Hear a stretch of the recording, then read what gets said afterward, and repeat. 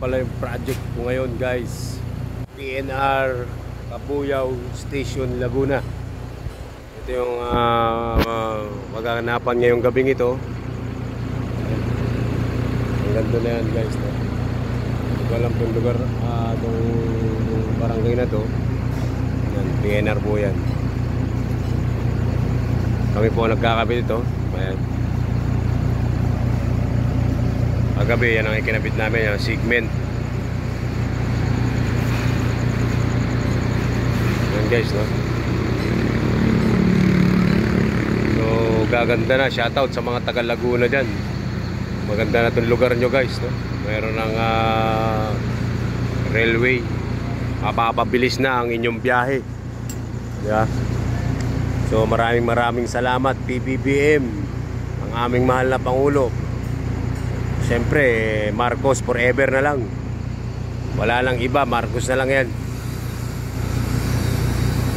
Hanggang extend pa siya hanggang 2031. PBBM lang. Yan. Tinuloy ni PBBM yan. Kundi dahil sa kanya, hindi kami makakakaroon ng trabaho dito sa Pilipinas na maayos. Maayos na sahod. Yan, shoutout sa kay PBBM. Ayan, di ba? Siyempre, safety first, di ba? With HDJB Hyundai, guys. Hyundai ang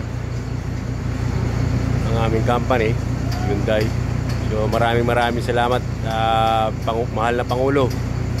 At nagkaroon kami ng trabaho dito, hindi lang ako, lahat ng tao dito sa Pilipinas. Siyempre, especially yung mga taga Laguna, di ba?